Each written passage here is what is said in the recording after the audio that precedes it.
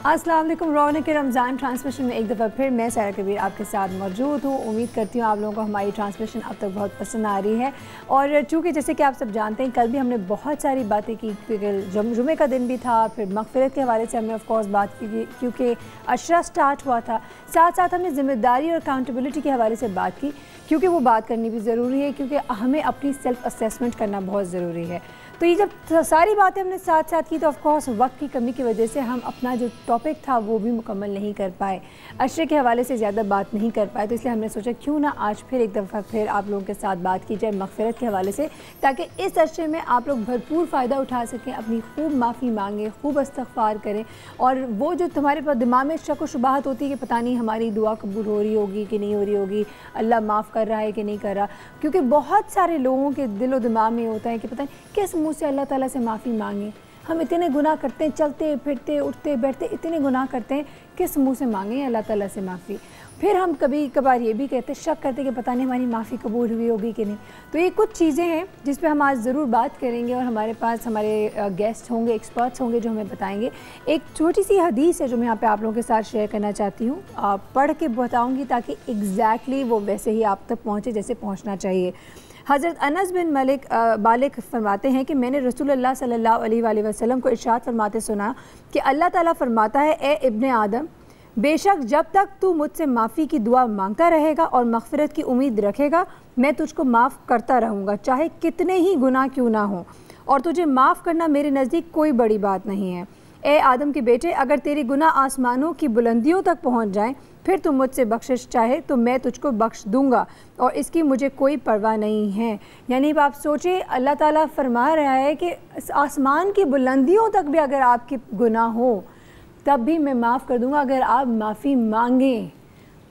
मैं कल भी आपको एक बात बताई थी कि इसमें बार बार एक हदीस या कुरान की आयत, अगेन मैं उसको कोट करूँगी।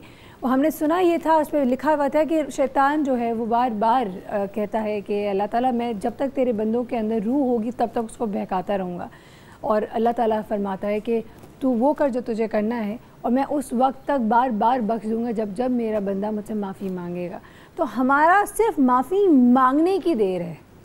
हम माफ़ी मांगें, शर्मिंदा हो, निदामत हो अपने किए पे, वो माफ़ करने वाला है, वो गफूरुर रहीम है। किसी और के कई लोग हैं, देखने में ये भी आया है, बहुत सारे लोग बोलते हैं इसने जितना बुरा काम किया ना, इसको तो अल्लाह नहीं बख्शेगा। ये वाज़ेह तौर पे बहुत क्लियरली मेंशन्ड है इन द कुरान कि मग़फ़िरत की जो राइट है वो सिर्फ अल्लाह के पास है। अल्लाह किसको बख्शेगा, किसको नहीं बख्शेगा, किसकी कौन सी दुआ कबूल करेगा, वो सिर्फ वो ज़ात जानती है। हमें तो सिर्फ उम्मीद लगा के बैठना है। हम उसके बंदे हैं, ख़ताकार हैं, गुनाहगार हैं, हम गुनाह करते हैं, लेकिन माफ़ी मांगना हमारा राइट है, हमारा हक़ है, और अल्लाह को पसंद है जब हम माफ़ी मांगते हैं। तो जी हाँ, कोशिश करें, बिल्कुल करें कि गुनाह ना करें, बिल्कुल, लेकिन अगर हो जाए गुनाह खुदा ना खास्ता तो सच्चे दिल से माफ़ करें। वो हमें हमारी माँ से 70 गुना ज़्यादा प्यार करता है, तो सोचें क्या प्यार करता होगा। ये मैं तमाम बातें बताने का मकसद सिर्फ ये होता है कि हम जो समझते हैं, एक अजम्पशंस और एक प्रिजम्पशंस लेकर बैठ जाते हैं कि इस तरह होगा तो इस तरह तो नहीं हो सकता, या वो शख्स इतना बुरा है ना, इस बेचारे का क्या होगा। इस ईमान के साथ रखें कि वो गफूर रहीम है, रहमान है, रहीम है, माफ़ करने वाला है। यकीन जाने कि मारने वाले से बचाने वाला बड़ा होता है, पैदा करने वाला सबसे बड़ा होता है। तो बिल्कुल हमें अपने ईमान के साथ, उस पुख्तगी के साथ मांगना है मग़फ़िरत कि हमें यकीन हो कि हम माफ़ी मांग रहे हैं तो वो कबूल ज़रूर करेगा। वक्त है एक छोटे से ब्रेक का, ब्रेक पर जाएंगे, वापस आएंगे, अपने मेहमानों से आपको मुलाकात करवाएंगे, और आज मग़फ़िरत के हवाले से बहुत सारी बातें करेंगे। अल्लाह इतना गफूरुर रहीम है, आप सोचें कि छोटी छोटी दुआएँ, एक एक लाइन की दुआएँ अल्लाह ने हमें बताई हुई हैं, एक एक अल्फाज की दुआएँ हमें बताई हैं, जिसके पढ़ने से हमें वो माफ़ कर देता है। तो अगर हमें वो छोटे मोटे टिप्स आज पता चल जाएँ, जिसको हम उठते बैठते चलते फिरते पढ़ें, यकीन जाने अल्लाह ताला हमें माफ़ करेगा, हमारे गुनाहों को बख्श देगा। और आज इसी नीयत से हम ये शो करें कि अल्लाह ताला तमाम मोमिनों को की मग़फ़िरत फरमा, जितने ज़िंदा हैं, जितने गुज़र चुके हैं, अल्लाह हम सब के गुनाहों को बख्श दे और हमें नेकी की तरफ लेकर आए, तौफ़ीक दे। Let's quickly go and take a break right now. Stay tuned, will be back very shortly.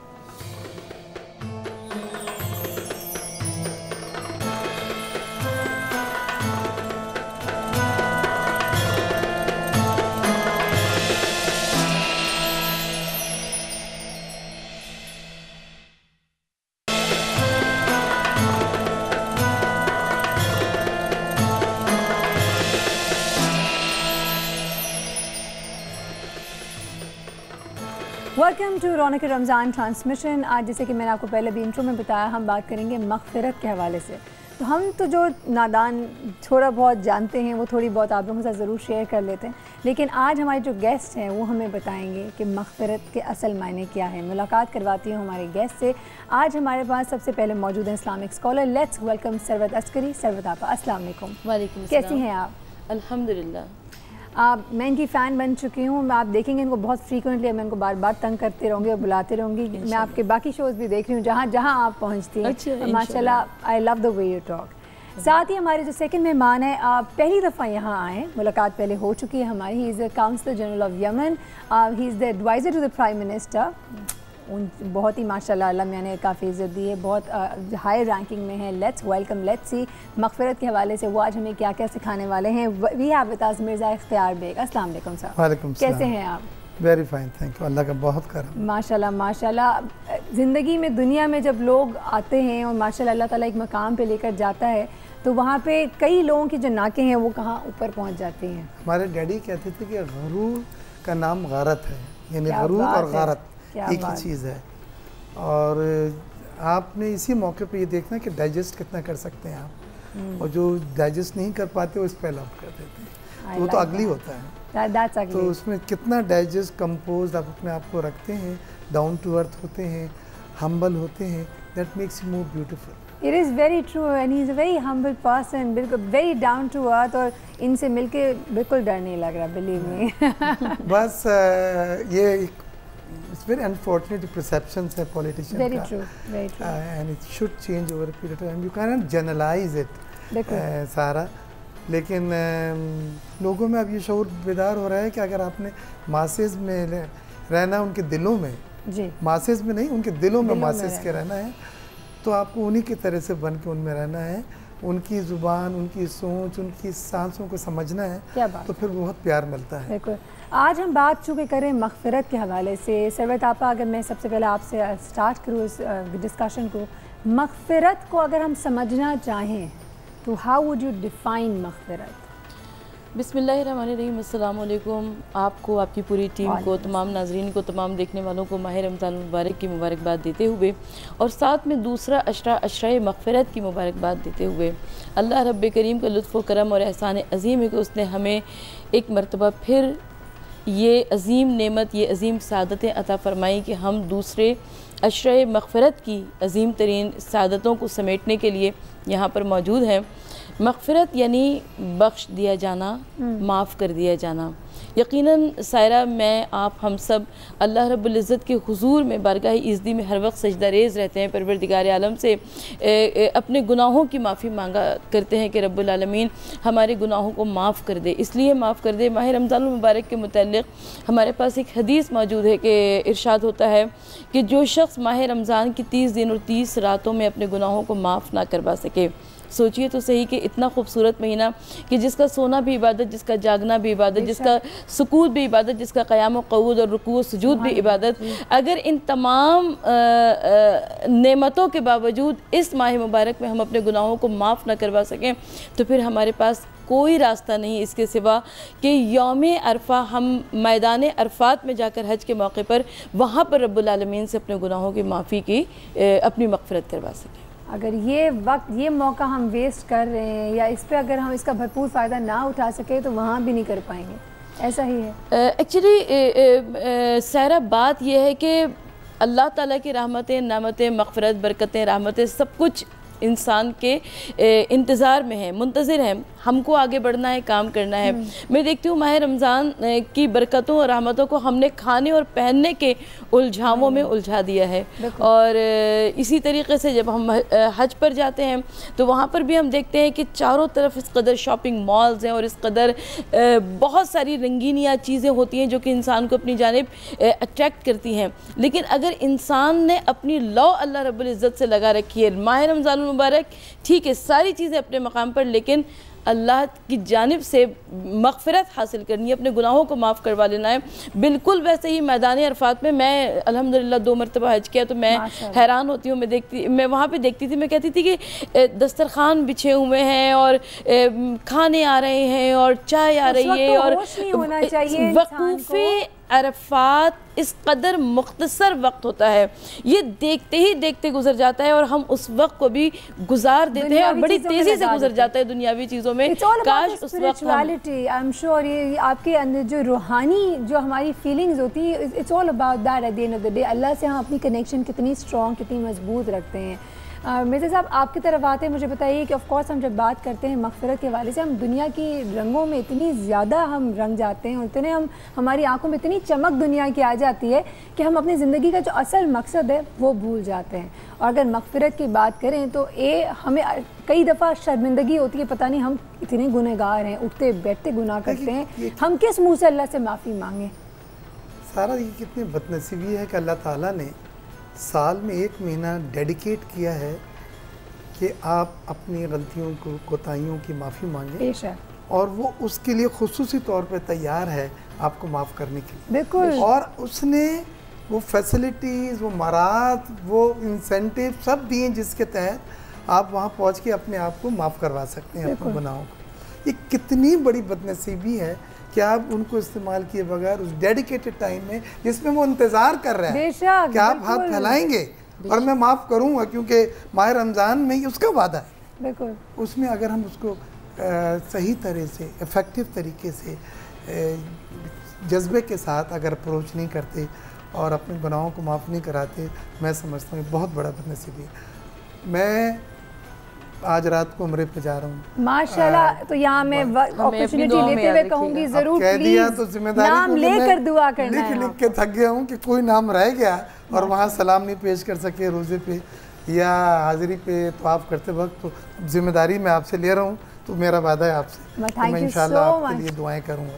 तो कहने का मकसद मेरा यह है कि अल्लाह ताला खुद वसील 2 दिन पहले तक प्रोग्राम नहीं था और लोग जो साथ जा रहे हैं वो कहते थे कि रमज़ान में रश बहुत होता, मज़ा नहीं आता, रमज़ान के बाद जाएंगे, फिर रमज़ान के बाद मुहर्रम तक उम्रा नहीं होता, वीज़ा नहीं, फिर उम्र अरे किसने देखा है बाद में। तो अल्लाह ताला ने जब दिल किया तो 2 दिन में जो सीटें नहीं मिल रही थी वो सीटें भी मिल गई, वीज़ा भी लग कर आ गया, वहाँ पे होटल और सब कुछ हो गया। और अब तो अल्लाह ताला, कहने का मकसद ये नहीं है कि क्या हो गया क्या नहीं हो गया, बस अल्लाह ताला बहाने बनाता है। बेशक आपको समझना है, उनको इनकैश करना है, जैसे अपॉर्चुनिटीज़ को इनकैश करते हैं इसी तरह इन बहानों को भी इनकैश करें।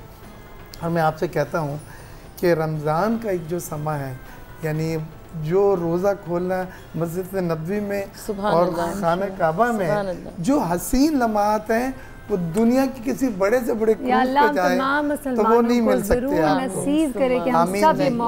तो हम सब मुसलमान जब जमा होते हैं और अल्लाह ताला के सजदे में और हजूर के रोज़े पे, आप यकीन करें वो फीलिंग मैं आपको एक्सप्लेन ही नहीं कर सकता। और वो खुशनसीब लोग हैं जो रमज़ान के महीने में ये सादत हासिल कर लेते हैं। जहाँ पे मग़फ़िरत की अगर बात करते हैं तो वहाँ पे कुछ ऐसे मौक़े हैं, ऐसे कुछ औकात हैं, कुछ ऐसे जगह हैं जहाँ पे कहते हैं कि जाकर अगर माफ़ी मांगो तो फ़ौरन माफ़ कर दिया जाता है। तो उनमें से जी हाँ, खाना काबा है, रोज़ा रसूल है, ऐसी बहुत सारी जगह है जहाँ पे आप गिरगिरा के, और हाँ जी गिरगिरा के दिल से, ऐसे नहीं कि एक आंख से आंसू निकले दूसरी तरफ आपने सेल्फियाँ ले रहे हो और फिर आप कह रहे हो कि फेसबुक पे भी लगाना है, तो फिर 1 मिनट रसूल अल्लाह 1 मिनट में ज़रा आपको सलाम पेश करता हूँ, फेसबुक अपडेट कर दूँ, ऐसा नहीं होता है। It has to come from here. और जब हम बात करते हैं रूहानी, तो दुनियावी हर चीज़ को बैक सीट पे, पूरा साल तो हम दुनियावी चीज़ों के पीछे लगे होते हैं। अगर ये मौका अल्लाह ने हमें दिया है, इसको प्लीज़ अवेल करें। वक्त हुआ एक ब्रेक पे जाएंगे, वापस आएंगे, फिर एक दफ़ा सवाल दोहराते जाऊँगी सफद आपा आपसे। मुझे बताइएगा वो लोग जो नाउमीदी के साथ ये मग़फ़िरत की दुआ मांगते, उनके लिए आप क्या कहेंगी? उनके लिए हमें हमारे दीन ने क्या कहा है? और मग़फ़िरत के हवाले से बहुत सारे लोगों को ये भी होता है कि पता नहीं अल्लाह ताला ने माफ़ किया होगा कि नहीं, इस पे भी ज़रूर रोशनी डालिएगा। तो वक्त हुआ एक ब्रेक का, जल्दी से जाएंगे, जल्दी से आएंगे, आप कहीं ना जाइए, do give us a call, अपने सवालात हमें बताइए, जिन के सवाल हम दे सकेंगे यहाँ पे प्रॉमिस दे देंगे, और जिनके हम नहीं दे सकेंगे बिलीव मी, क्योंकि मुझे ऐसा लगता है कि ऐसा कोई टाइम नहीं हो सकता, ऐसा कोई शख्स नहीं होगा जिसको शायद हर चीज़ आता हो। अगर हमें कहीं कन्फ्यूजन हो या कुछ नहीं पता हो, हम ज़रूर आगे रिकमेंड कर लेंगे आपके सवाल को। So stay tuned, we will be back very shortly.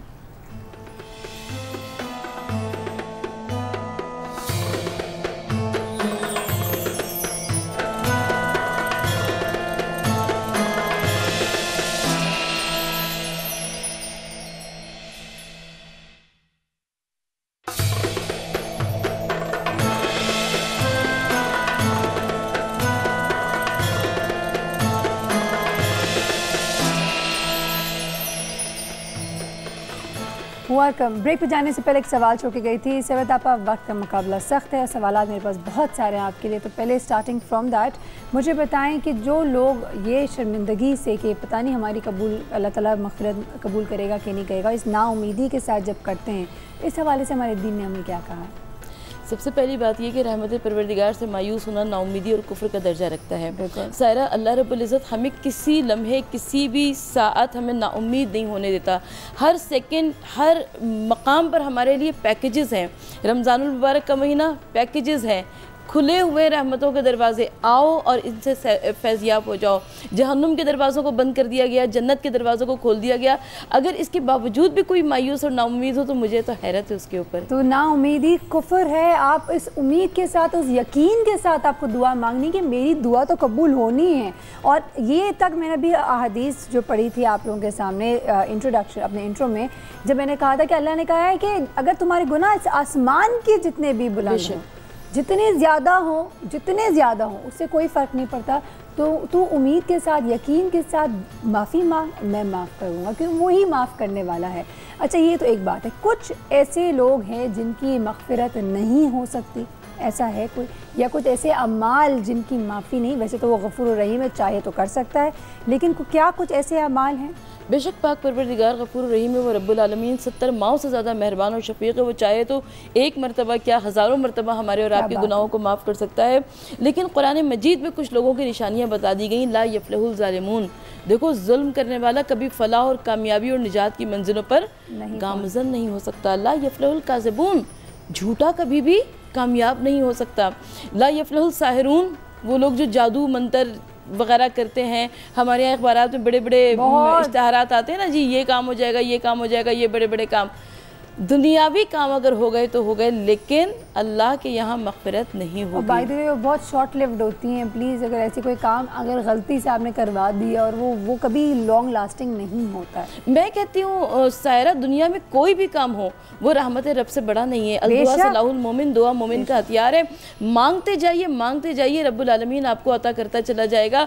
और मैं हैरान होती हूँ कि लोग इधर उधर के इंसानों से 10,000 मरतबा कह देते हैं वो जो खालिक हकीकी है, 70 माओं से ज़्यादा मेहरबान है, उससे कहते हुए शर्माते हैं। अच्छा, हमने जब दुआ के हवाले से पिछले दिनों शो किया था तो हमने कुछ ऐसे औकात भी बताए थे जिस वक्त दुआ मांगने से कबूल होती, कबूलियत की घड़ी जिसे कहा जाता है, या ये कहा जाता है उन लोगों से दुआ के लिए कहे जो कि फॉर एग्जांपल आपके माँ बाप, कहते हैं ना माँ बाप की दुआ दिल से निकलती, कबूल होती, सफ़र में जाने से दुआ।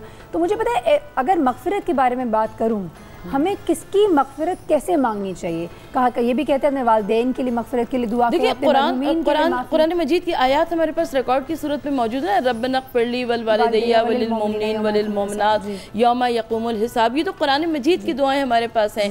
तो आपको सबसे पहले अपने वालिदैन की मग़फ़िरत की दुआ मांगनी है, इसलिए कि इंशाअल्लाह ताला जब आपके वालिदैन जन्नत में चले जाएंगे तो वो खुद ब खुद आपके लिए भी रास्ता बनेगा। बेशक, बिल्कुल। मैं तो अम्मी को हमेशा कहती हूँ, अम्मी आप प्लीज़ टिकट भेज दीजिएगा, हमेशा ये दुआ करती हूँ। अच्छा, अभी आप caller, let's quickly take the call. Hello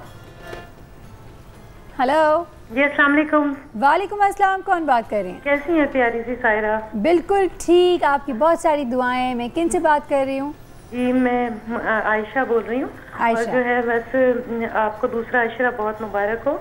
और जो बहुत मैं आप कहती हूँ कि रोज़ यही बात कह देती हूँ, मैं रोज़ आपको तकरीबन कॉल करती हूँ, रोज़ यही कहती हूँ कि इतनी प्यारी बातें हो रही होती हैं कि दिल करता है कि बस सुनते जाएं। आज भी अशरा मग़फ़िरत के बारे में इतनी खूबसूरत आप लोगों ने महफिल सजाई है और इतनी प्यारी बातें कह रही हैं कि मैं ना चाहते हुए आज भी मैंने कॉल की बात करते करते। और मैं इनसे, ये जो आपकी स्कॉलर आई हुई, इनसे सवाल करना चाहूँगी जी, कोई ऐसी ख़ास दुआएँ बताइए जो हम इस अशरे में पढ़ें। बिल्कुल, तो वो बताएं। और एक मेरी रिक्वेस्ट ये है कि मेरी एक दोस्त है, उसकी बेटी की ना मेजर सर्जरी है, तो प्लीज़ उसके लिए, छोटी सी है वो, उसके लिए बहुत सारी दुआएं करनी है। ब्रेन सर्जरी है उसकी, तो उसके लिए बहुत सारी दुआएं। अल्लाह मियां उसको शिफा दे। बिल्कुल बिल्कुल, ज़रूर हम आपके सवाल। बल्कि अगर ये ऑन कॉल है अभी तो बच्ची का नाम ले लीजिए और इख्तियार साहब जा रहे हैं तो वो वहाँ जाकर अल्लाह के घर में दुआ कर देंगे। आप नाम बतला दें। हाँ, आई थिंक लाइन तो ड्रॉप होगी, लेकिन अच्छा यहाँ पे इनफैक्ट मैं एक बात ज़रूर कहना चाहूँगी, ये तक बोला जाता है कि अगर आपने दुआओं में कुल मोमिनों के हवाले से भी दुआ की, अल्लाह को तमाम कुल मोमिनात के गुनाहों को बख्श दे, माफ़ कर दे, तो उसमें आपको भी बहुत अजर मिलता है। यहाँ तक कि कहा जाता है कि जितने मोमिन हैं दुनिया में उन तमाम लोगों के एक एक पॉइंट्स आपको भी मिल जाते हैं। तो ये दुआ के हवाले से कही जाती है। मदरसे जाते थे तो दुआ की मुझे अच्छी तरह याद है, क्योंकि वो आदत पड़ी हुई है जी उस वक्त की। हमें वो पहले दुरूद कहते थे कि दुरूद शुरू करें, लॉक करना अपने दोनों एंड, शुरू में दुरूद, आखिर में दुरूद, अल्लाहुम्मा सल्ली अला सय्यिदना मुबारक तआला। उसके बाद आप अपने हुजूर के सदके, आले मोहम्मद के सदके, शोहदा करबला के सदके, क्या बात है, सुभान अल्लाह, बीबी फातिमा ज़हरा के सदके, और फिर उसके आगे जाएं तो जितने और अम्बिया साहबा जितना आप याद रख सकते हैं उनके सदके से, वालिदैन के फैल से, उनकी दुआओं के सदके, फिर रमज़ान के बरबकत महीने के सदके, जुम्मतुल मुबारक दिन के सदके, यानी जो भी चीज़ उसको इफेक्टिव ज़्यादा बना सकती है उन सब को उसमें करके और फिर दुआ मांगे उससे, और आखिर में फिर दरूद पे उसको लॉक करें। तो लोग कहते हैं इस तरह से जो दुआ जाती है उसका ड्रॉप होना मुश्किल होता है। अल्लाह ताला उसको बहुत वो खूबसूरत इतनी बन चुकी होती है, उसका पैकेजिंग दुनिया में क्या है, हमारे बिजनेस में पैकेजिंग है। हम हर चीज़ अपने प्रोडक्ट की पैकेजिंग करते हैं, हम प्रेजेंटेशन देते हैं हाईएस्ट लेवल पे, उसकी जो पैकेजिंग एंड प्रेजेंटेशन ही होती है कि तो इससे अल्लाह ताला तो सबसे बड़ा है ना, उसकी प्रेजेंटेशन, और उसकी प्रेजेंटेशन उन लोगों से हो जो उसको अजीज हैं, सबसे अजीज हैं, सबसे प्यारे हैं। बिल्कुल। तो सरवत आपा, इन्होंने एक सवाल पूछा था आयशा ने कि बताइए कोई ऐसी दुआ जिससे मगफिरत सबसे जल्दी हो जाती हो। अच्छा देखिए, अशरा मग़फ़िरत है, इसके लिए कुछ दुआएं मज़कूर हैं। आप जो दुआओं की किताबें उठाते हैं उसमें भी हमें बहुत सारी दुआएं मिलती हैं। हर महीने के जो दरमियानी 3 दिन होते हैं वो बहुत ज़्यादा अहमियत का हामिल है, जिसे अय्याम बैस कहते हैं। अल्लाह के रसूल सल्लल्लाहु अलैहि वसल्लम इरशाद फरमाते हैं कि तुम हर महीने के दरमियानी 3 दिन यानी अय्याम बैस में रोज़ा रखो, परवरदिगार आलम तुम्हारे दिल को कभी गाफिल नहीं रहने देगा, तुम हमेशा अल्लाह रब्बुल इज़्ज़त की जानिब मुतवज्जो रहोगे। अब माह रमज़ानुल मुबारक के अय्याम बैस आ गए, वो दिन जिसके सोना भी इबादत, जागना भी इबादत, शब रोज़ इबादत। तो ये जो 13, 14 और 15 है, खुसूसी तौर पर इसमें एक दुआए मुजीर का तज़किरा आता है, अल्लाहुम्मा अजिरना मिनन नारी या मुजीर। जब आप पढ़ते हैं इन दुआओं के ज़रिए तो आपके अंदर एक मारिफत रब की अजब लुत्फ़ सुकून आप महसूस करते हैं, और वो ऐसी मारिफत रब्बुल आलमीन की ऐसी अजीब मंजिल होती है कि जब आपको यकीन हो जाता है कि इंशाअल्लाह ताला आपकी मग़फ़िरत भी हो गई, आपकी बख्शिश भी हो गई, रहमत परवरदिगार आप पर साया फिगन भी हो गई और अल्लाह ताला ने आपकी तमाम दुआओं को सुन लिया। क्या बात है, ब्यूटीफुल। मैं इख्तियार बेग साहब की भी बात को ज़रा आगे बढ़ाना चाहती हूँ। इन्होंने फरमाया कि दुआ को बेहतरीन पैकिंग में, बेहतरीन सूरत में अल्लाह रब्बुल इज़्ज़त की हुजूर में भेजना चाहिए। हमारे यहाँ क्या होता है कि हम दुआ लापरवाह दिल से मांगते हैं, हम उम्मीद और नाउम्मीदी के दरमियान में होते हैं, मालूम नहीं अल्लाह सुनेगा नहीं सुनेगा, पता नहीं, मांग तो रहे कबूल होगी नहीं होगी, और इतनी बेपरवाह दिल के साथ मांगते हैं। मैं बहुत सारी जगहों पर देखती हूँ कि हम नमाज की हालत में और हमारा स्मार्ट मोबाइल फ़ोन बराबर में रखा होता है, इधर हमने सलाम फेरा और उधर हमने अपना फ़ोन उठाया, वाइबर चेक किया, व्हाट्सएप चेक किया, फेसबुक, ट्विटर, सब कुछ हमने चेक कर लिया, लेकिन रहमत परवरदिगार इंतज़ार करती रही, मग़फ़िरत अभी मांगेगा मुझसे, अभी मांगेगा। और खैर जब हम सेकंड अशरे की बात करते हैं तो सेकंड अशरे की दुआ तो है ही अस्तग़फ़िरुल्लाह रब्बी मिन कुल्लि ज़ंबिन व अतूबु इलैह, उठते बैठते चलते फिरते मांगे। ये कहा जाता है कि वो शख्स जो कहता है कि मैं दुआ, इतनी दुआएँ मांग रहा हूँ, इतनी दुआ मांग रहा हूँ, मेरा ये काम होकर नहीं दे रहा, मैं अल्लाह से मांग रहा हूँ, क्यों नहीं हो रहा, तो वहाँ भी कई दफ़ा लोग कहते हैं अगर तुम जायज़ काम के लिए दुआ मांग रहे हो फिर इस्तिग़फ़ार का विर्द क्या करो, क्योंकि कहते हैं कि अगर कभी कभार आपके जब गुनाह बहुत ज़्यादा हो जाते हैं तो वो भी दुआओं को वहाँ तक पहुँचने में प्रॉब्लम्स देती हैं। एम आई राइट सरवत? आप सही। इस्तिग़फ़ार के लिए किसी ने इमाम हसन मुज्तबा अलैहिस्सलाम के पास चंद अफराद गए, उनमें से एक ने कहा कि फ़रज़ंद रसूल मेरे पास औलाद नहीं है, आप दुआ फरमा दीजिए। उन्होंने फरमाया कहा इस्तिग़फ़ार पढ़ो। एक ने कहा कि मुफलिसी से परेशान हूँ, मेरे पास दुआ कर दीजिए मेरे रिज़्क़ में इजाफ़ा हो जाए, आपने फरमाया इस्तिग़फ़ार पढ़ो। कई मुख्तलिफ मसाइल के शिकार अफराद को एक ही आपने अमल बताया, इस्तिग़फ़ार। किसी ने पूछा कि फ़रज़ंद रसूल आपने सबको एक ही काम बताया, कहा कि जब तुम्हारे गुनाह माफ़ हो जाते हैं तो तुम्हारी दुआ खुद ब खुद कबूलियत के दर्जे पर पहुंच जाती है। इसी के साथ लेते हैं एक ब्रेक, क्योंकि ब्रेक का टाइम हो गया है, वापस आएंगे हमारे पास टेलीनॉर सच्चा साथ सेगमेंट भी होगा, तो we'll stay tuned, we will be back very shortly.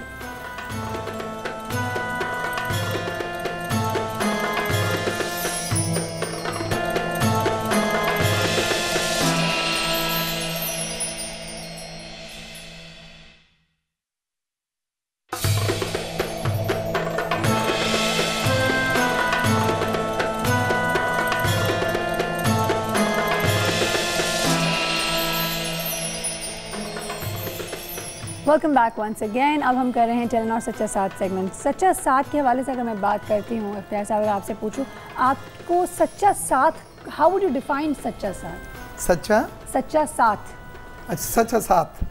देखिए प्योर जेन्युइन जो भी चीज़ होती है उसमें ज़्यादा रॉकेट साइंस नहीं होती। वो जो वाइब्स मिलती हैं, जो एक फीलिंग मिलती हैं, चाहे वो दोस्ती में हो, चाहे वो मोहब्बत में हो, या भाई बहन के रिश्ते में हो, वो बिल्कुल पता चल जाती हैं। सच्चा साथ एक ही हो सकता है या बहुत सारे हो सकते हैं? मुख्तलिफ रिश्तों के मुख्तलिफ साथ। माँ और बेटे का एक सच्चा साथ है, मियाँ बीवी का सच्चा साथ है, भाई बहनों का सच्चा साथ है। और फिर दुनियावी ज़िंदगी में जब हम जहाँ उठते हैं, बैठते हैं, काम करते हैं, 50 साल से 40 साल से काम कर रहे हैं, 20 साल के स्टाफ हमारे हैं। मेरा ड्राइवर 15 साल से, सबसे ज़्यादा सॉरी मैं उसको कहता हूँ हंसता है, क्योंकि वो गलत मोड़ रहा होता है। मुझे किसी जगह जल्दी होती है, मैं कहता तुम तेज़ चलाओ, तुम तो हमेशा ये क्यों मोड़ लिया गलत। अब बाद में पता चलता है कि नहीं, वो गलती उसकी नहीं थी। मैं कहता हूँ यार सॉरी माफ़ कर, तो वो हंसता है। तो आपको सॉरी दिल से कहने में कद बढ़ जाता है। क्या बात है, छोटा नहीं होता। लेकिन हमारे यहाँ लोग इसको समझते हैं ना कि आपने अगर सॉरी कह दिया तो सबसे ज़्यादा सॉरी मैं कहता हूँ कि मैं कहता हूँ, लेकिन मुझे इसमें नदामत नहीं है। नहीं, इसमें मुझे फख्र है। आई थिंक इसमें बड़ापन है। हाँ, बड़ापन है कि अल्लाह ताला ने मुझ में इतनी सख्त हिम्मत दी कि मैं अपनी गलती को मान लूँ, चाहे सामने मेरा ड्राइवर हो या वज़ीर आज़म हो। बिल्कुल सही बात। इतनी सख्त तो है। कभी ऐसा हुआ है कि आपकी गलती ना हो लेकिन उसके बावजूद आपने माफ़ी मांग ली हो कि चलो बात तो ख़त्म होगी, अभी आगे बढ़ो? जी देखिए, मैंने एक ही चीज़ सीखी है, दुनिया बहुत छोटी है, और चाहे हम सियासत में, डिप्लोमेटिक रिश्तों में, बिजनेस कम्युनिटी में, जहाँ भी उठना बैठना होता है, हम दुश्मनागी जमा करने नहीं आए, हम दोस्ती मोहब्बतें बढ़ाने आए हैं। वो बड़ा नुकसान में, खसारे में आदमी जो इस वक्त में मेहनत करके दुश्मनागी कमाए, मैं समझता हूँ तो फूलेस्ट ऑफ ऑल टाइम। आप उस वक्त में जो दोस्ती कमा ली, वो तो मान की बात है ना, या मोहब्बत कमा ली आपने उन लोगों को जिनको अपना कर लिया, जिनका आप सिक्योरिटी सिस्टम, आपका सपोर्ट सिस्टम है। हाँ, वो आपके साथ, आपके वेल विशर बने, वो आपके पीछे कभी आपको जिक्र निकल जाएगा, वो कहेंगे नहीं यार वो सियासतदान जरूर है लेकिन वो बंदा सच्चा है। अच्छा, वेल विशर की अगर बात करें तो यहाँ पे मैं एक बात कहना बहुत ज़रूरी है। आप तमाम लोग जानते हैं यहाँ पे make a wish organisation, NGO जो है मेक अ विश फाउंडेशन, और ये मिर्ज़ा, हमारे पास मिर्ज़ा इख्तियार बेग जो है, इनकी फैमिली में है ये, देयर ब्रदर्स जो कि हुआ running make a wish organization in Pakistan, और ये बहुत ही उम्दा काम करें। Sir I need to tell you this, माशाल्लाह माशाल्लाह आप लोग बहुत ही खूबसूरत काम कर रहे हैं, जो नन्हे मुन्ने बच्चों की ख्वाहिशों को पूरा कर रहे हैं। एंड यहाँ पे नज़र आता है कि जब आप लोगों को ज़रूरत नहीं है इस चीज़ की, but you doing it out of pure good gesture. अच्छा, मेरे जहन में बस एक बात आ रही है कि अपने लिए तो सभी जीते हैं इस जहाँ में, मेरी ज़िंदगी का मकसद औरों के काम आना। अगर दिल में ये जज्बा आ जाए तो लोगों की ख्वाहिशात पूरा करना। बच्चे जो होते हैं सारा, इनकी ज़िंदगी तो आप बढ़ा नहीं थे, इनको डॉक्टर ने जवाब दिया होता है, ये इनकी आखिरी ख्वाहिशें होती हैं। हमारी ये ख्वाहिश है कि पाकिस्तान को कोई बच्चा या बच्ची दिल में ख्वाहिश लेकर ना जाए, लेकिन उनकी वक्त आप नहीं बढ़ा सकते। बिल्कुल, वो तो ऊपर वाले ने भी लिख दिया है और डॉक्टर ने उसको टेंटेटिवली एक बतला दिया है, लेकिन उस वक्त को you can fill with joy and happiness. ये आप जैसे लोग हैं जिनकी वजह से मैं समझती हूँ हमारा जो मास्टर, हम कहते हैं ना इतनी बुराई है, वहाँ बहुत अच्छाइयाँ हैं। वहाँ पे आप जैसे लोग हैं जो बहुत बच्चों की ख्वाहिशें अब तक पूरी हुई हैं। और अभी इश्तियाक साहब एक मेक ए विश फाउंडेशन की सेरेमनी यहाँ से उठ के मैं ऑफिस जाऊंगा, एक बच्चा जॉन सेना से मिलने आज रात को जा रहा है। छोटी छोटी ख्वाहिशें जो कि इम्पॉसिबल है अदरवाइज। जिंदगी की ये ड्रीम था। क्या बात है। और वो उसकी जो रेसलिंग उसमें भी उसको लेके जा रहे हैं, उनके मेहमान हैं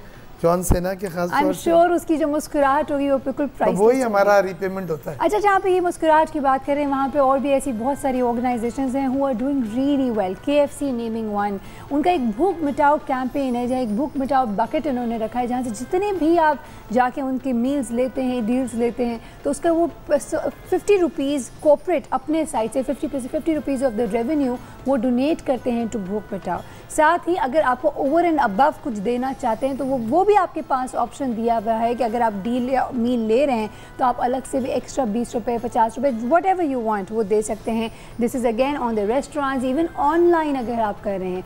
यहाँ कॉन्सेप्ट क्या है? कॉन्सेप्ट ये है कि eight the end of the day हम दुनिया में काम वाम भी करते हैं, पेट के लिए करते हैं। तो जी, अगर आप किसी को खाना खिला देते हैं, अगर आप किसी की भूख मिटा देते हैं, कि अगर आप वो जो पैसे जमा करते हैं वो बेसिकली एक डोनेट करते हैं to an NGO, naming a few, उन्होंने कहा है SOS विलेज है और भी अमन फाउंडेशन है और ऐसी बहुत सारी ऑर्गेनाइजेशंस हैं जिसकी वो भी हेल्प आउट कर रहे हैं। और this is their 3rd year into it and they doing amazing. तो जब जहाँ भी नेकी हो रही होती है, अच्छा काम होता है। जो आपने भूख की और खाने की कही, मेक ए विश में कुछ ऐसी विशेज़ आई बच्चों की जो सुन के रूंगटे खड़े हो जाते हैं।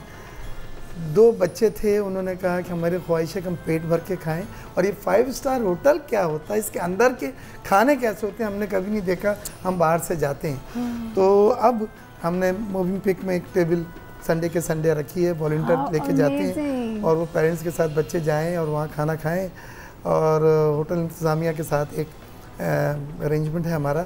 तो ये मुझे देखें कि उसकी ख्वाहिश कितनी छोटी है, करना इज़ नॉट इम्पॉर्टेंट, बट उसकी ख्वाहिश कि मैं पेट, वो कह रहे थे जी हमारे घर में जब मैं खाना थोड़ा सा खाता हूँ तो प्लेट लेके मेरी वालदा मेरी भाई को दे देती हैं, तो मेरा पेट नहीं भरा होता है। तो अब मैं ये चाहता हूँ कि पेट भर के खाऊँ, कोई प्लेट ना हटाए, और ये अंदर वाला खाना कैसा होता है ये देखना चाहिए। नहीं, this is an very noble thing, very very छोटी सी। बिल्कुल जी। अच्छा जी, वक्त हुआ एक ब्रेक का, ब्रेक पे जाएंगे। जाते हुए एक छोटा सा मैसेज सिर्फ ये दे दूंगी कि आप देखें, आप इस महीने क्या आप जब भी जितना देते हैं उसका मल्टीपल फोल्ड्स आपको मिलता है, तो दिल खोल के दें। ये ना सोचे कि मेरे पास से कुछ कम हो जाएगा, this will multiply. Let's quickly go and take a break right now.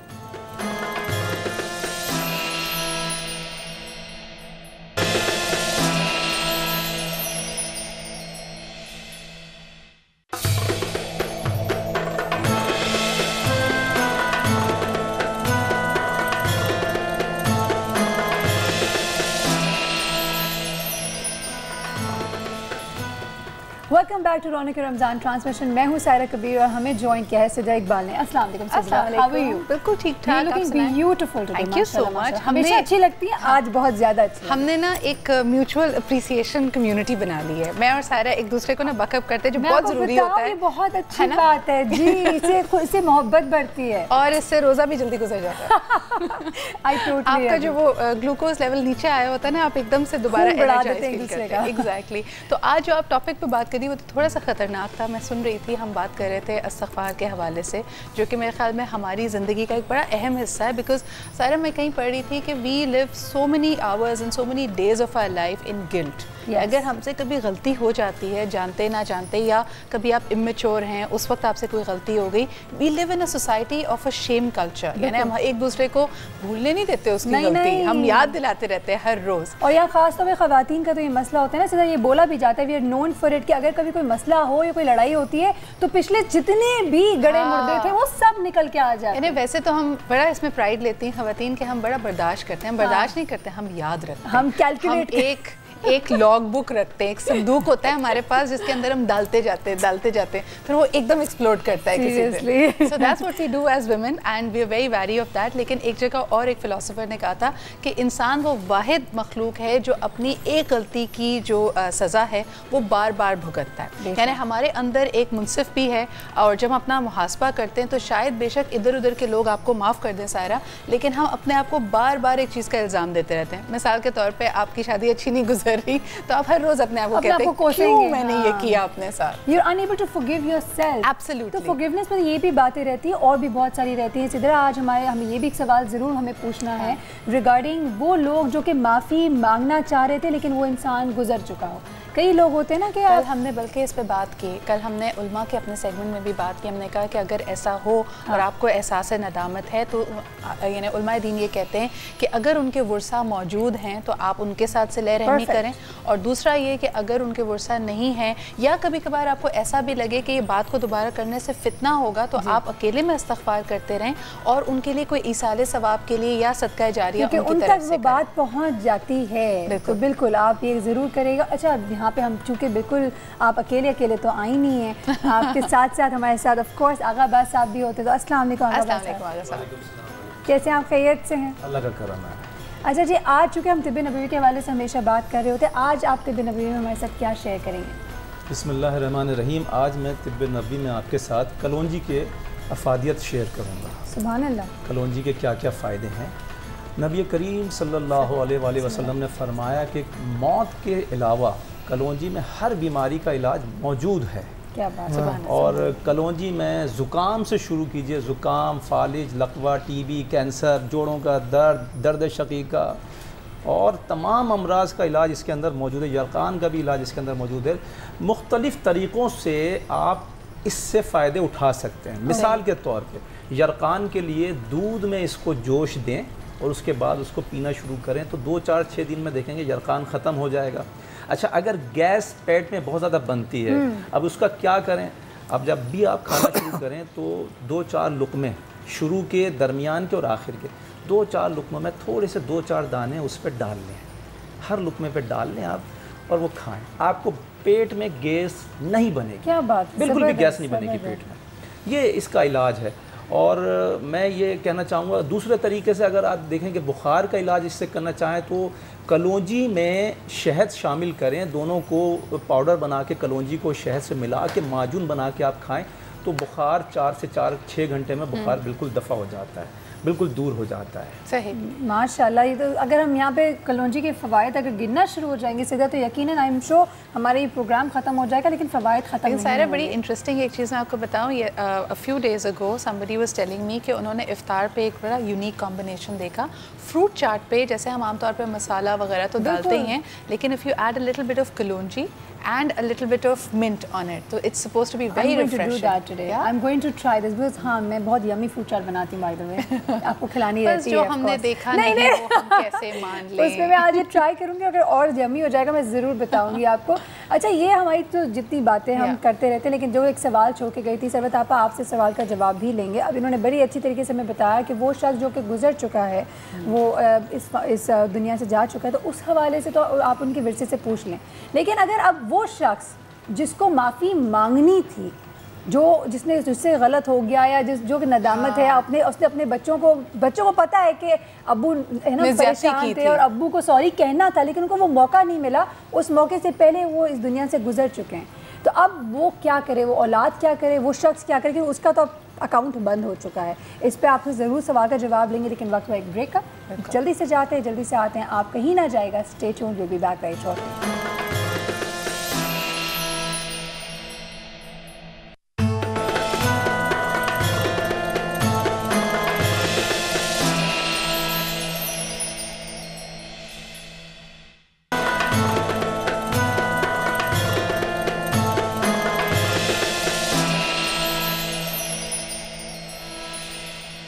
Welcome back after the break. आप देख रहे हैं रौनक रमज़ान और सायरा और सिद्रा यहाँ पे आपके साथ मौजूद हैं।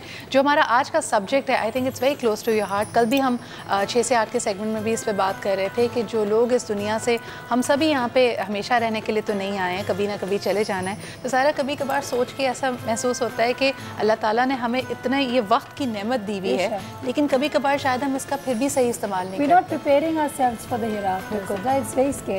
जिस तरह कहा जाता है कि रमज़ान मुबारक में अगर आपने रोज़े रखने हैं, अल्लाह ताला आपकी इबादत उस वक्त तक कबूल नहीं करता जो आपके करीब तरीन रिश्तेदार हैं उनके साथ आपके ताल्लुकात अच्छे ना हो।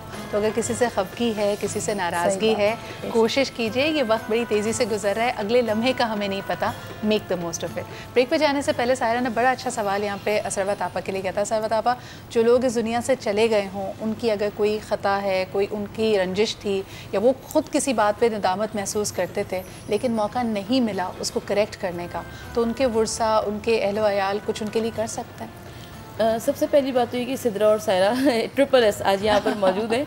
तो सबसे पहली बात तो ये है कि हमें अपने कामों को इतना पसे पुश डालना ही नहीं चाहिए कि हमें मौका ना मिले।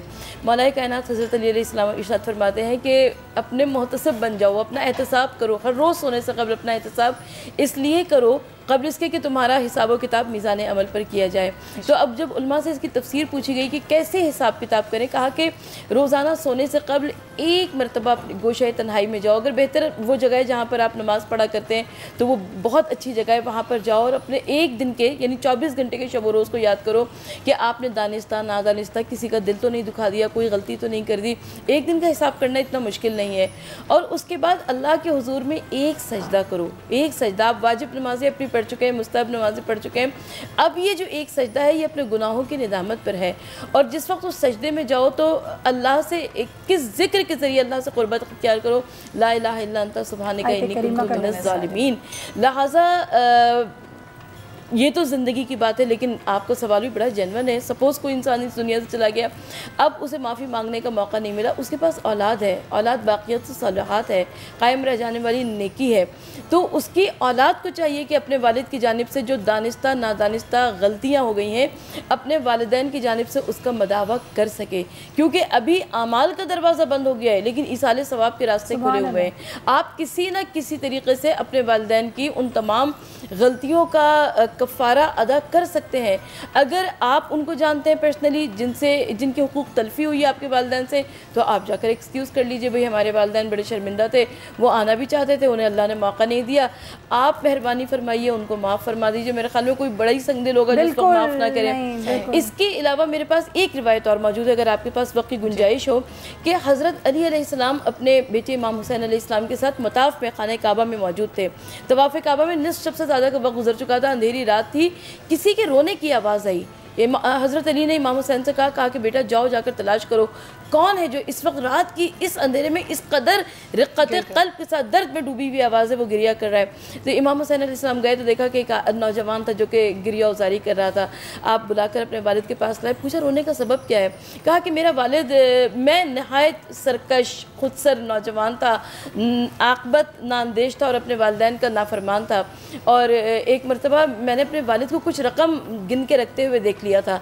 मैंने उनसे मांगा, उन्होंने मुझे इनकार कर दिया। मैंने ज़बरदस्ती अपने वालिद को ज़मीन पर गिराकर उनसे वो रकम छीनी और लेके भाग गया।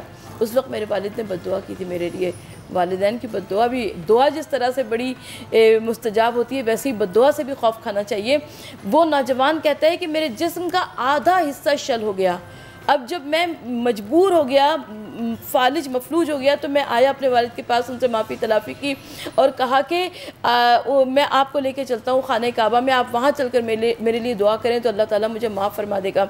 वो अपने वालिद को एक ऊँट पर सवार करके लेकर मक्के की जानिब रवाना हुआ। चंद कोस रह गई थी मुसाफत कि ऊँट ने एक पत्थर से ठोकर खाई और उसके वालिद ज़मीन पर गिरे, उनका सर एक पत्थर पर लगा और वो इस दुनिया से गुजर गए। अब माफ़ी का दरवाज़ा बंद हो गया। वो कहने लगा अब मेरे पास माफ़ी का कोई रास्ता नहीं है, वालिद दुनिया से नाराज़ चले गए, मेरा आधा हिस्सा मफलूज शल है। हज़रत अली अलैहिस्सलाम ने दुआए मशलूल तालीम फरमाई, आज भी दुआओं की किताबों में मौजूद है। और इस दुआ में कहा जाता है, इसमें आज़म में कहा कि इसको पढ़ो और खाने काबा का पर्दा पकड़ कर दुआ मांगो, अल्लाह रब्बुल इज़्ज़त तुम्हें शिफा अता फरमाएगा।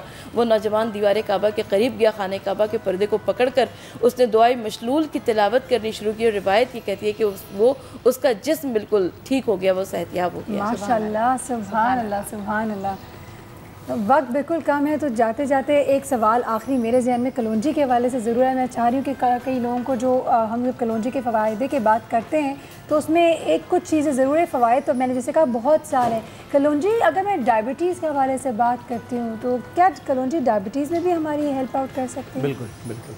देखिए, कलौंजी इस तरीके से ज़ियाबीतस के अंदर फ़ायदा करेगी कि तकरीबन 40 दाने कलौंजी के ले लें और 10 दाने कासनी के बीज ले लें। ठीक है। अब इन दोनों को आप पीस लें। पीसने के बाद सुबह नाश्ते के बाद और रात के खाने के बाद अगर आप इस तरीके से लेंगे तो 1 हफ्ते के बाद अपनी शुगर को आप चेक करें।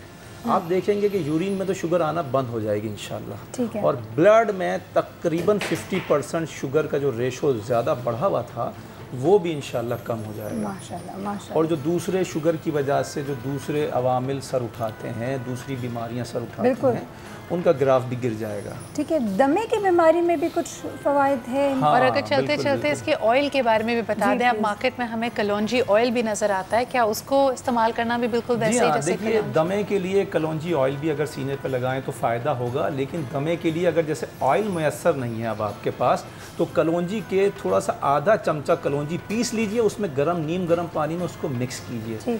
अगर आपने दमे के मरीज़ के सीने पे मल दिया, दमे को आराम आ जाएगा। अच्छा, पुराने ज़ुकाम का यहाँ मैं जिक्र करना चाहूँगा। पुराना ज़ुकाम होता है जो पीछा नहीं छोड़ता लोगों का, उसके लिए मैं एक नुस्खा बताता हूँ कि थोड़े से सिरके में कलौंजी को थोड़ा पीस कर उसमें जोश दे लें, उसके बाद उसको वो कहवा बना के आप पिएँ, तो आप देखेंगे कि पुराने से पुराना ज़ुकाम आपको खुदा हाफिज़ कह के चला क्या बात है, ज़बरदस्त। ये तो आई एम श्योर बहुत सारे लोग इस चीज़ का फ़ायदा उठाएंगे। एब्सोल्युटली, और ख़ास तौर पे क्योंकि रमज़ान मुबारक में हम देखते हैं कि हम दवाई नहीं ले पा रहे होते, अगर कोई एंटीबायोटिक का कोर्स करा नहीं कर पा रहा, आप ये ज़रूर आजमा कर देखिए, इंशाल्लाह ताला आपको भी अल्लाह ताला शिफा दे। बहुत बहुत शुक्रिया आगा साहब for being here with us. एक ब्रेक की तरफ बढ़ते हैं नाज़रीन, और उसके बाद हमने अपने टॉपिक को भी कंटिन्यू करना है। शेफ़ फरूज भी हमारे साथ होंगी। So there is a lot happening in Raunaq-e-Ramzan. Stay with अस।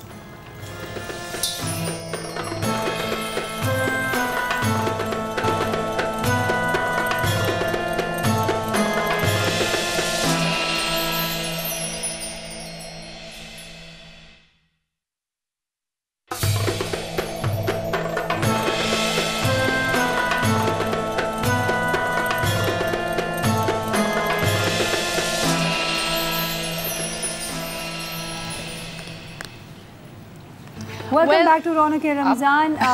हम यहाँ पे आ चुके हैं, मगर यहाँ पर आने से पहले अस्सलाम वालेकुम सायरा, कैसी हैं? ठीक ठाक।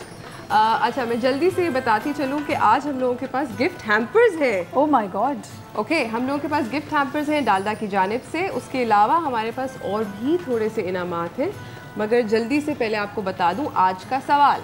आज का सवाल ये है कि अगर आप कच्चे कीमे के कबाब बना रहे हैं तो उसके अंदर आप उसको जोड़ने के लिए, यानी कि उसको बाइंड करने के लिए क्या क्या इंग्रेडिएंट्स यूज़ कर सकते हैं? मैं कर सकती हूँ, मैं बताऊँ? आप नहीं बता सकती ना, प्राइज़ मैं नहीं आपको दे रही। अच्छा, सायरा नहीं हमें बता सकती, सायरा चीटिंग करने लगी थी। तो बाइंडर के जो जो इंग्रेडिएंट कीमे को बाइंड कर सकते हैं, आप उनमें से कोई भी एक इंग्रेडिएंट अगर हमें सही बताएंगे तो आज का गिफ्ट हैम्पर आप लोगों का होगा। आप आज हमें तो बहुत कॉल कर सखी सकते बनी हैं, हुई है आज, बहुत सोचा सखी कि बनी कर है। लें क्यों नहीं।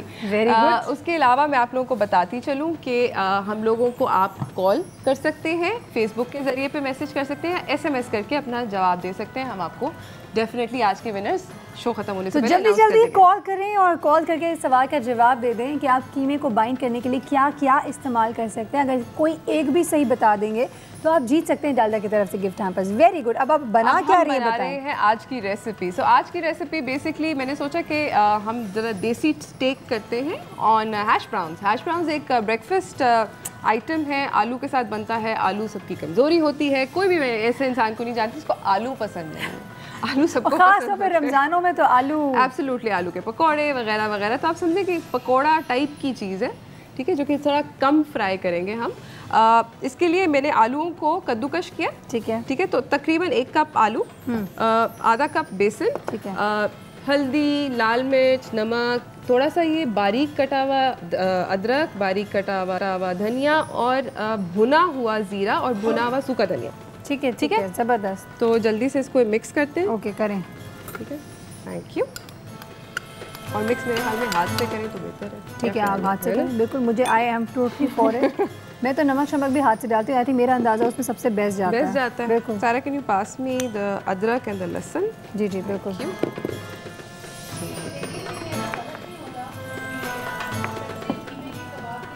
कामयाबी के बाद आज हम खाने लगे हैं कच्चे आलू का समथिंग कच्चे आलू का कबाब।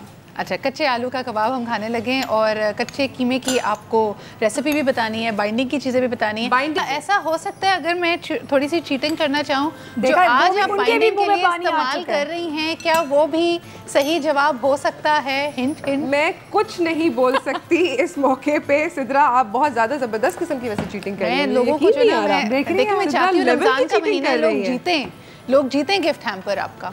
देखिए जरा, देखिए, no cheating and no gift hampers. Sidra इस वक्त बहुत सारी हिंटें दे रही हैं। हाँ, हम चुप हो जाते हैं। कॉल आ गई आपके लिए भाई, कॉल आ गई। अस्सलाम वालेकुम, कौन बात कर रही है? मैं नाजिया बात कर रही हूँ लाहौर से। अस्सलाम वालेकुम नाजिया, कैसी हैं आप? मैं अल्लाह का शुक्र, बिल्कुल ठीक ठाक। सबसे पहले तो आपको रमजान की बहुत बहुत मुबारक। आपको भी मेरी तरफ से रमजान बहुत बहुत मुबारक। खैर मुबारक। अल्लाह ताला आपको ढेरों खुशियाँ, ढेरों कामयाबियाँ दिखाए। Thank you so much. आप लोगों की इस बेहतरीन काविश को कबूलो मंजूर फरमाए। आमीन। Thank you. आमीन सुम आमीन। तो नाजिया, आप आज के सवाल का जवाब देंगी? जी जी बिल्कुल। मैं जो यूज़ करती हूँ, मैं यूज़ करती हूँ बेसन लेकर उसको थोड़ा सा भून के तवे पे, उसको बाइंडिंग के लिए मैं यूज़ करती हूँ। बेसन यूज़ करती है आप? जी। बिल्कुल, आपने करेक्ट जवाब दिया। देखिए, मेरे पास आज एक ही गिफ्ट हैम्पर है, कल का सवाल पे कल एक हैम्पर मिल जाएगा हमें। बेसन अगर आप इस्तेमाल करती हैं, बिल्कुल करेक्ट जवाब है। बेसन यूज़ कर सकते हैं, ब्रेड क्रम्ब यूज़ कर सकते हैं, एग यूज़ कर सकते हैं। Egg is also very good binder. इनमें से आप कोई भी इंग्रेडिएंट्स यूज़ करें, आपका बहुत अच्छी डिश बन सकती है। तो मतलब जीत गई नाज़िया, कांग्रेचुलेशन। डालडा की तरफ से आपको गिफ्ट हैम्पर पहुंच जाएगा। हमारी टीम आपसे कांटेक्ट करके डिटेल्स ले लेगी। Thank you so much Nazia. अब देखिए क्या किस्मत है, नाज़िया की ही कॉल आई सबसे पहले। नाज़िया पुरानी दोस्ती है। बिल्कुल बिल्कुल बाकी में। अच्छा, अब आपने बेसन के साथ आपने सारे मसाले मसूले डाले, अंडा भी डाल दिया, एक अंडा डाल दिया, और साथ में बना रही हूँ आलू बुखारे की चटनी। ना generally when you think of आलू बुखारे की चटनी यू थिंक ऑफ ड्राई आलू बुखारे। हाँ बिल्कुल, जो सूखे हुए आलू बुखारे होते हैं, मगर हम लोगों ने सोचा कि हम आप लोगों को, क्योंकि आलू बुखारे सीजन में है, तो फ्रेश आलू बुखारे से क्यों ना चटनी। ठीक है, ज़बरदस्त। ठीक है, ओके, ये मिक्स हो गया टू अ हैप्पी डिग्री। ठीक है, यहाँ पे मैं मॉइस्ट सा हो चुका है ताकि आप इजीली इसको कबाब्स। मैंने तकरीबन 1 कप आलू बुखारे जो है, हाँ, उनको यहाँ पे मैं डाल रही हूँ। By the way Dalda cooking oil pan में, साथ साथ आपको बताती चलूँ। So Dalda cooking oil just about a tablespoon. ठीक है, ठीक है। और मैं थोड़ा सा डाल रही हूँ घी। ओके, घी बेसिकली क्रिस्प अप करता है बहुत सैटिस्फैक्टरी तरीके में चीज़ों को। देखें ज़रा इनको। ठीक है, आप कर दें। 1 टीस्पून है, छोटा सा टीस्पून है लोगों। Agree. In fact, ghee is good for health. वैसे। Yeah, ghee is clarified butter, very very good for health. आलू बुखारे की चटनी की तरकीब ये है कि 1 कप आलू बुखारा, बेसिकली फ्रेश आलू बुखारा, उसको ब्लेंडर में ब्लेंड कर दें। ठीक है, ठीक है। और उसके अंदर सारा अगर डाल देंगे स्टार अनीस, थोड़ा सा बादियान का फूल। देखिए मेरी कितने लवली असिस्टेंट जा रही हैं। 2 डाल दें। Very good, very nice. इसमें आप 2-3 ग्रीन चिलीज डाल दें। ऐसे डाल दूं साबुत? साबुत, to give it like a bite. We don't want it to have too much of a bite. थोड़ी सी रेड चिली। ठीक है, थोड़ी सी red chilli and salt to taste. वाह, ऑफ कोर्स। ये देखिए, इसको कहते हैं कि ये ख़वातीन जो घर पे काम करती हैं। थैंक यू, है ना। यप। ओके, यहाँ पे मैं जल्दी से आपको मिक्सिंग करूँ क्या? हाँ, आप मिक्सिंग बिल्कुल करें। ये कबाब मैं बना रही हूँ, हाथ पे इसको मोल्ड किया, सही है, और आप डालेंगी, और इसको मैं डाल रही हूँ।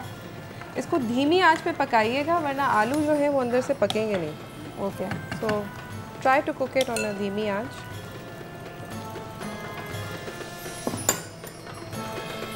चलिए, ज़बरदस्त। अगर आपकी इजाज़त हो हम ब्रेक पे जा सकते हैं? बिल्कुल ब्रेक पे जा सकते हैं। आप जैसे देख रहे हैं कि पैन के अंदर आलू के कबाब आ चुके हैं।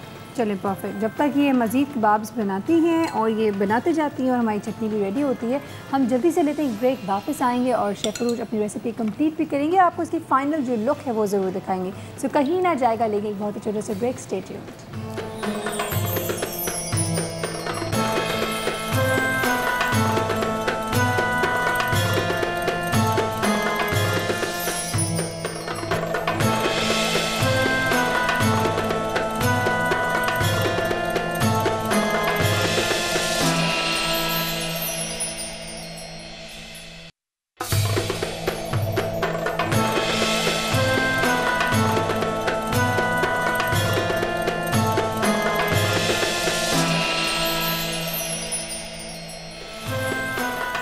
Welcome back after the break. आप देख रहे हैं रौनक रमज़ान और सायरा वापस आ गई। मेरे ख्याल में आलू के कबाब बन रहे हैं। बहुत टेम्पटिंग थे Sidra, I just could not stand there any longer. हाँ, मुझे आवाज़ आई थी बीच में, सायरा ने कहा अंडे वाला burger. I think she wanted to do something there. But no seriously, खुशबू आ रही है ना? खुशबू आ रही है, आवाज़ें भी आ रही हैं आपको, सिजलिंग आवाज़ें। पता नहीं आपको आ रही हैं या नहीं आ रही हैं, लेकिन कुछ तो हो रहा है वहाँ पे जिसका पर्दा कबाब मैंने निकाल दिए हैं जी। इसके ऊपर हम डालेंगे प्लम की चटनी, आलू बुखारे की। हम कभी हल्के तो आते ही नहीं है ना, हम उस पर चटनी भी डालेंगे, चीज़ भी डालेंगे, गार्निश भी नहीं डाल रहे इसको। आज नहीं चीज़ डाल रहे सिद्रा, आज चीज़ नहीं डाल रहे। आज चीज़ तो इसके अंदर है, नहीं है? नहीं, कोई चीज़ नहीं है, सिर्फ आलू। कोई चीज़ नहीं है, कोई चीज़ नहीं है इसमें, खाली है। मैं बहुत ज़्यादा बदनाम हो गई हूँ। नहीं, आप बदनाम क्या, आप हमें बहुत अच्छे हेल्दी खाने खिला रही हैं। कोई बात नहीं, रमज़ान में 10-12 किलो अगर बढ़ जाएंगे हम उसको कम कर देंगे। 10-12 किलो ओके। इस पे तो हार्ट अटैक, इस पे तो इस्तग़फ़ार करने का दिल चाह रहा है, लेकिन बात नहीं। वापस चलते हैं सरवत आपा, प्रोग्राम बिल्कुल ख़त्म होने के। आज आपने बहुत ज़बरदस्त बातें लोगों को बताई हैं, ख़ास तौर पे सवाब के हवाले से कि किस तरह वो कंटिन्यूली आपको मदद दे सकता है, ख़ास तौर पे उन लोगों के लिए भी जो इस दुनिया में ना हो। चलते चलते कोई बात, कोई टिप अगर लोगों को देना चाहें इसी सब्जेक्ट के हवाले से। चलते चलते मैं सिर्फ इतना कहना चाहूँगी कि इस माह रमज़ानुल मुबारक को की रहमतों को हाथ से जाने ना दिया जाए। राज़ी कीजिए अपने इर्द गिर्द वालों को, उन लोगों पर जिन पर आपके हुकूक़ हैं, और सबसे बढ़कर आपके वालिदैन का आप पर ख़ास हक़ है। अपने वालिदैन को राज़ी कीजिए। अगर आपके वालिदैन खुदा न खास्ता आपसे नाराज़ हैं तो उनको मना लीजिए, उनके पैर पकड़ लीजिए, माफ़ी मांग लीजिए। वालिदैन का दिल तो समंदर से ज़्यादा वसी हुआ करता है, ऐसा हो ही नहीं सकता कि आप माफ़ी मांगें और वो माफ़ ना करें। तो राज़ी सबको करने की कोशिश कीजिए, आप मखलूक़ खुदा को राज़ी करेंगे, अल्लाह आपसे राज़ी हो जाएगा। सुभान अल्लाह। जी Ikhtiyar Sahab, anything that you would like to tell people? मैं ये समझता हूँ कि ये बड़े बदनसीब होंगे वो लोग जो मग़फ़िरत के इस अशरे में इसको ज़ाया कर दें। अल्लाह ताला मुंतज़र है, आपने सिर्फ हाथ फैलाना है जज्बे के साथ, बाकी तो उस पर छोड़ देना आपने। और अपनी इस्तग़फ़ार के साथ साथ जो इस अशरे में की जाती है, वालिदैन की मग़फ़िरत के लिए भी दुआ करें जो वालिदैन नहीं है। मैं डेली कब्रिस्तान वालदा की कब्र पर जाके फातिहा पढ़ता हूँ। तो मुल्क से बाहर होता हूँ या ट्रैवलिंग होती है, वो पीरियड में नहीं जा सकता, कि ये मुंतज़र होती हैं कि वो हमारे बच्चे हमारे लिए क्या कर रहे हैं। और यही है सवाब जारिया। आप जब उनकी मग़फ़िरत के लिए दुआएं करते हैं, फातिहा पढ़ते हैं उनके नाम की, तो वो खुश होती हैं। और ये बहुत छोटी चीज़ है आपके लिए, 24 घंटे में चंद मिनट निकालना मैं समझता हूँ मुमकिन है। तो आप अपनी इस्तग़फ़ार भी कीजिए ज़्यादा से ज़्यादा। और आखिर में एक ये कहने का है, पाकिस्तान बहुत चैलेंजेस से गुजर रहा है। ये जो अफ़गानिस्तान बॉर्डर पे है और जो दूसरे इंडिया और ने जो एक कॉन्स्पिरेसी बनाई हुई है, ये सब चीज़ें देखते हुए हम मुसलमान हैं, तो हमारा जज्बा है कि हर तकलीफ़ के वक्त पे वो याद आता है, फिर हम उसी से मदद मांगते हैं। तो आज मेरी ये रिक्वेस्ट है कि इस अशरे में या रमज़ान के महीने में बिलखुसूस आखिरी जो ताक़रातें हैं उसमें मुल्क के लिए बहुत दुआ करें कि मुल्क को अल्लाह ताला, क्योंकि CPAC हम चाहते हैं वो मंसूबे तकमील तक पहुँच जाएँ तो पाकिस्तान की किस्मत को बदल देंगे। लेकिन उसको ना पहुँचने के लिए भी जो क़ुव्वतें काम कर रही हैं और उन्होंने जो लॉबिंग करके सामने नज़र आ रही हैं, उसके लिए हमें ऊपर वाले की बड़ी ज़रूरत है। अल्लाह ताला पाकिस्तान के बिल्कुल पाकिस्तान की सलामती रखे और पाकिस्तान के जितने चैलेंजेस हैं वो मैं ये समझती हूँ हम सबको मिल के काम करना चाहिए। चूँकि वक्त बिल्कुल ख़त्म हो गया। Thank you so much chef Feroz, we love you, we love the food that you make and yes it is very yummy, very tempting. Thank you so much Sidra.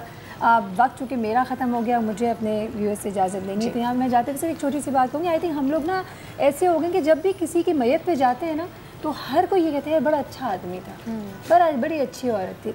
उसकी हयाती में हमें उसके ऊपर 1000 कीड़े नज़र आते हैं। तो I think we need to really अब कॉन्शियसली अपने तमाम सोच, अपने ख्याल, अपने एक्शंस को एक दफ़ा रीथिंक करने की ज़रूरत है।